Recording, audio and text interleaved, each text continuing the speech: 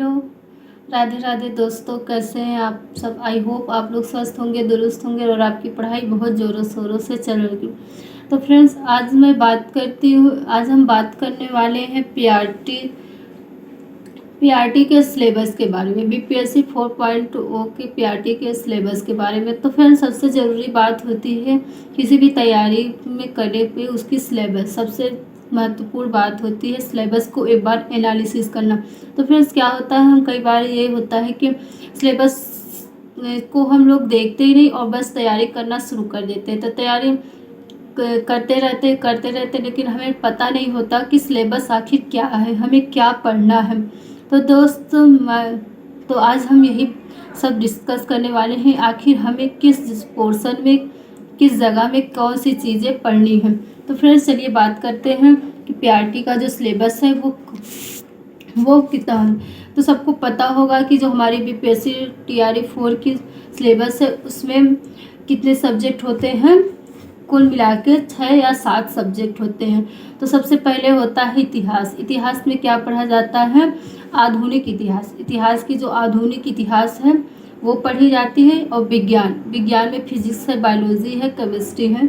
इसके बाद सबसे अहम इम्पॉर्टेंट रोल होता है करंट का, कल की वीडियो में हमने बताया कि करंट को करने के लिए क्या क्या चीज़ क्या ज़रूरी है वो बताया है। और गणित और रीजनिंग एक ऐसा सब्जेक्ट है, अगर हम इसमें से पूरा का पूरा नंबर चाहे तो हमें मिल सकता है। तो इसके बाद भूगोल होता है और ईवीएस होता है। भूगोल और ईवीएस होता है। और इसके बाद पॉलिटी होती है। पॉलिटी में लगभग 6-7 क्वेश्चन आते हैं, भूगोल में भी 7 से 12। आज हम इसी के सब के बारे में डीप एनालिसिस करेंगे फ्रेंड्स कि आखिर क्या कैसे करना चाहिए। तो फ्रेंड्स, मेरी बुक में मैंने सब लिखा है, तो देखिए यही मैं बताऊंगी कि आखिर आज क्या करना है। तो फिर चलिए बुक में बताते हैं कि क्या करना है। तो फ्रेंड्स, आपको जैसा कि दिखाई दे रहा होगा कि मैंने नोट्स बनाए हैं और इसमें सारी डिटेल्स है कि आपको आखिर कहाँ से क्या कैसे पढ़ना है। तो चलिए हम एक एक बारे में सबका डिस्कशन करते हैं। तो सबसे पहले है आईएन नंबर। तो आईएन नंबर तो क्या है कि आधुनिक इतिहास है। इसमें से आपको 15 से 16 क्वेश्चन डिट्टो मिलते हैं। और एक एक सिलेबस के बारे में, मतलब एक एक सब के बारे में हम पढ़ेंगे आखिर हमें पढ़ना क्या है। तो सबसे पहले पढ़ना है 1857 का विद्रोह, आधुनिक शिक्षा का विकास, भारत में प्रेस का विकास, सामाजिक सुधार, कांग्रेस से पहले राजनीतिक कांग्रेस का गठन, उदारवादी व उग्रवादी क्रांतिकारी आंदोलन, बंगाल विभाजन, मुस्लिम लीग का गठन, मार्ले मिंटो एक्ट और होम रूल लीग, और किसान खिलाफत, असहयोग आंदोलन, स्वराज पार्टी।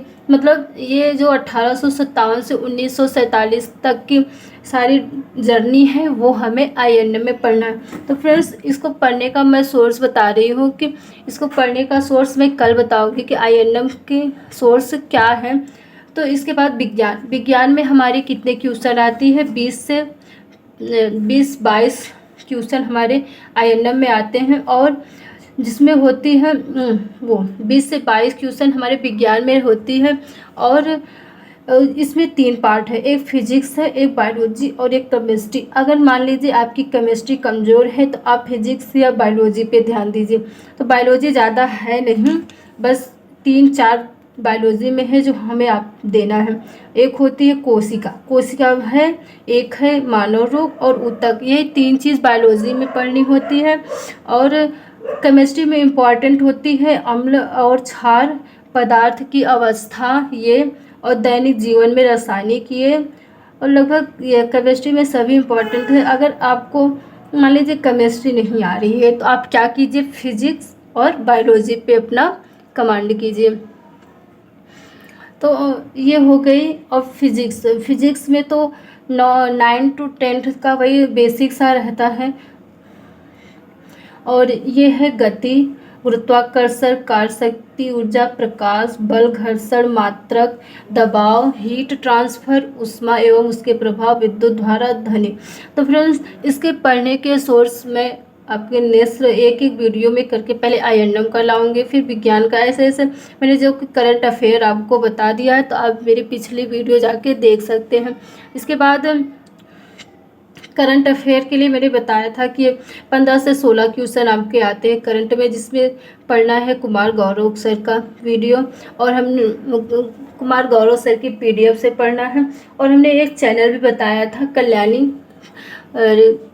कल्याणी मैम, क्या नाम है, हाँ, current affair by Kalyani ma'am. उनकी एक वीडियो रहती है 10 से 15 मिनट की, मतलब 20-25 मिनट में वीडियो उनकी ख़त्म हो जाती है। अगर आपके पास टाइम नहीं है, आप तो BPSC 4 पॉइंट तैयारी के साथ और भी कोई तैयारी करें, लाइक UPSI और LT ग्रेड या और भी कुछ तैयारी कर रहे हैं, तो अगर आपको करंट पढ़नी है तो 1-1.5 घंटा हम कुमार गौरव सर की वीडियो को नहीं देख सकते। और करंट ऐसा सब्जेक्ट है, अगर हम उसे पर डे पढ़ें तो ही समझ में आती है। अगर ये कहें कि वीक का एक दिन पढ़ लें तो नहीं आएगा, क्योंकि वीक में जो हम लोग पढ़ते हैं वो बस रिवीज़न है, पूरे डे का पूरे 7 दिन का रिवीज़न रहता है।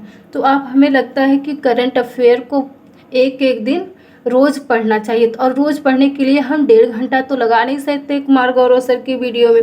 तो क्या है कि 20 मिनट उनकी वीडियो है कल्याणी मैम की, बस 20 से 25 मिनट, 20 से कम ही रहती है, कभी 15, 18, 17 ऐसे मिनट उनकी वीडियो रहती है। तो मेरा सजेशन यही है कि PDF और कुमार गौरव से पढ़ सकते हैं, लेकिन वीडियो देखिए तो कल्याणी मैम से। इसके बाद गणित और रीजनिंग। गणित के लिए 16 से 17 क्वेश्चन, 17 से 16 क्वेश्चन रीजनिंग। मतलब हमें गणित में क्या रहेगा कि गणित को पूरा गणित और रीजनिंग पूरा का पूरा हम लोगों को करना रहता है। और इसकी सोर्स है कि TRE 3 1, 2, 3 का पूर्वावलोकन, BPSC पूर्वावलोकन और PYQs। तो फ्रेंड्स मैं बताऊंगी कि आपको कहाँ से क्या करनी है सब चीज़ के लिए। भूगोल के लिए भी पर्यावरण, भूगोल और पर्यावरण EVS के 7 से 8 मतलब ऐसे क्वेश्चन रहते हैं। और इन लोगों को करने का सबसे सरल क्वेश्चन है PYQ सबसे बहुत इम्पॉर्टेंट होता है फ्रेंड। तो हमें लगता है कि PYQ के 2-3 से पार कर ही लेना चाहिए। इसके बाद आती है पॉलिटी में 7 से 8 क्वेश्चन आते हैं। तो फ्रेंड्स ये रहा पूरा सिलेबस। अगर आपको समझिए तो सबसे ज़रूरी इम्पॉर्टेंट होता है किसी भी चीज़ के सिलेबस को एक बार देखना कि आखिर हमें क्या चीज़ कहाँ पे कैसे करनी है। तो फ्रेंड्स हमने बता दिया है कि आप चीज़ ये यहाँ से कर सकते हैं, ये यहाँ से कर सकते हैं।